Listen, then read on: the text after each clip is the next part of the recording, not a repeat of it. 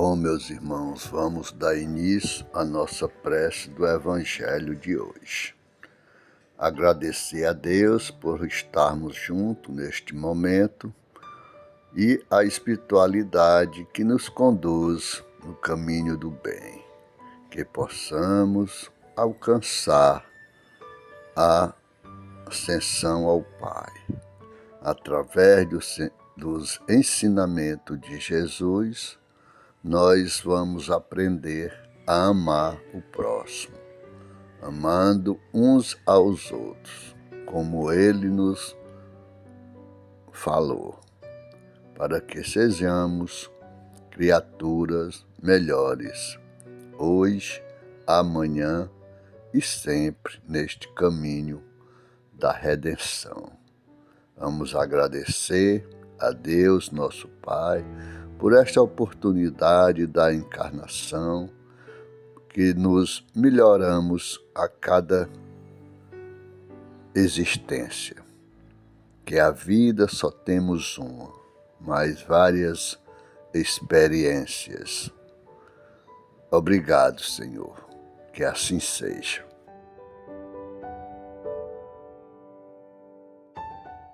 Evangelho segundo o Espiritismo, capítulo 4. Ninguém poderá ver o reino de Deus se não nascer de novo. Ressurreição e reencarnação. Item 11. Se o princípio da reencarnação, conforme se acha expresso em João, podia, a rigor, ser interpretado em sentido puramente místico, o mesmo já não acontece com esta passagem de Mateus, que não permite equívoco. Ele mesmo é o Elias que há de vir. Não há figura nem alegoria. É uma afirmação positiva. Desde o tempo de João Batista até o presente, o reino dos céus é tomado pela violência, que significam essas palavras, em vez que João Batista ainda vivia naquele momento. Jesus as explica. Ninguém poderá ver o reino de Deus se não nascer de novo. Dizendo, se quiserdes compreender o que digo, ele mesmo é o Elias que há de vir. Ora, sendo João o próprio Elias, Jesus alude à época em que João vivia com o nome de Elias.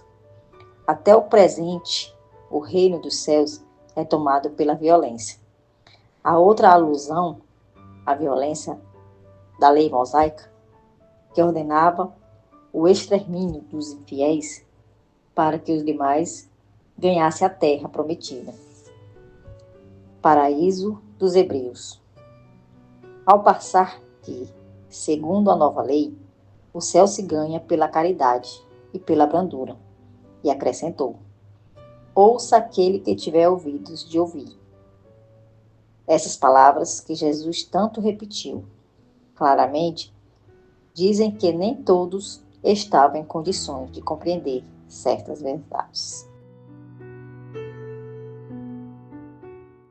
Boa noite a todos. Vamos agora para o comentário do nosso Evangelho de hoje. E esse trecho do capítulo 4 do Evangelho segundo o Espiritismo, especificamente o item 11, Ressurreição e reencarnação, aborda justamente a ideia de que a reencarnação é uma verdade espiritual anunciada pelo nosso irmão Jesus, ainda que de maneira velada ou simbólica em certos momentos e de forma mais direta em outros, Então, João Batista, como Elias reencarnado, cuja referência principal está no Evangelho de Mateus, capítulo 11, versículo 14, onde tem lá a expressão que diz: ele mesmo é o Elias que há de vir. Então aqui, meus irmãos, Jesus afirma diretamente que João Batista é a reencarnação do profeta Elias, Essa declaração ela é essencial porque desmonta a interpretação meramente simbólica ou mística da reencarnação, ou seja, não é alegoria, mas uma afirmação literal. No contexto judaico da época, havia a expectativa da volta de Elias como precursor do Messias, né? Ao dizer que João é Elias que deveria vir, Jesus então confirma que o espírito de Elias voltou em um novo corpo, com uma nova identidade, como João Batista. Isso é exatamente o conceito de reencarnação, uma mesma alma vivendo diferentes existências físicas. E aí passamos para o nascimento espiritual e a transformação interior, que é justamente a frase título desse capítulo: ninguém poderá ver o reino de Deus se não nascer de novo, que está em João, capítulo 3, versículo 3. Ela é usada para fundamentar, meus irmãos, o conceito de que o renascimento espiritual e também físico pela reencarnação é necessário para que a alma evolua. E Jesus diz isso a Nicodemos, deixando claro que para atingir o reino dos céus é necessário um processo de renovação profunda que o Espiritismo interpreta como múltiplas existências, ou seja, reencarnações, permitindo o progresso moral e intelectual. E aí nós vamos para a violência da antiga lei versus brandura da nova, né? A frase que diz: desde o tempo de João Batista até o presente, o reino dos céus é tomado pela violência. Ela é, meus irmãos, interpretada sob dois prismas. O primeiro, histórico-religioso. Na antiga aliança, ou seja, a lei de Moisés, havia mandamentos severos, incluindo inclusive o uso da violência para conquistar a terra prometida. E era a visão de um Deus justiceiro, com foco na obediência rígida e punições severas. O outro prisma é o Evangelho de Jesus, né, que apresenta um novo caminho fundado na caridade, humildade, o amor e o perdão. Assim, o reino dos céus, meus irmãos, agora é conquistado não mais pela violência ou pela imposição, mas pelo esforço moral de reforma íntima. E aí vem a outra expressão: ouça aquele que tiver ouvidos de ouvir.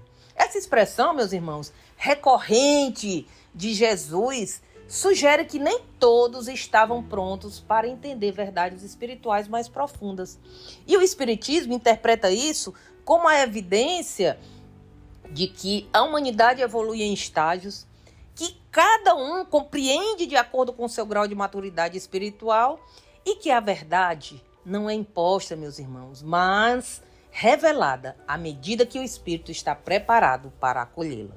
Então, nós podemos concluir que o item 11 do capítulo 4, ele traz um alicerce fundamental para a doutrina espírita, a reencarnação como mecanismo de justiça divina e de progresso espiritual. E usando as palavras do próprio Cristo, Kardec nos mostra que Jesus reconhecia e ensinava a reencarnação, que a evolução da alma exige múltiplas vidas, que a violência da lei antiga dá lugar, meus irmãos, à transformação pelo amor e que nem todos compreendem ao mesmo tempo. Daí, meus irmãos, a paciência e a pedagogia divina ao longo de todas essas eras. E o Espiritismo, portanto, meus irmãos, não impõe dogmas, mas reinterpreta os ensinos de Jesus à luz da razão, da lógica e da justiça, promovendo justamente uma fé raciocinada e aberta ao entendimento gradual das leis divinas. Obrigada, Senhor Jesus Cristo, pelo dia de hoje e todas as bênçãos recebidas. Rogamos aos trabalhadores do bem que possam fluidificar as águas em todos os recantos do planeta Terra, aonde se fizerem necessárias, em benefício do nosso corpo físico, espiritual. Que assim seja. Paz e bem a todos.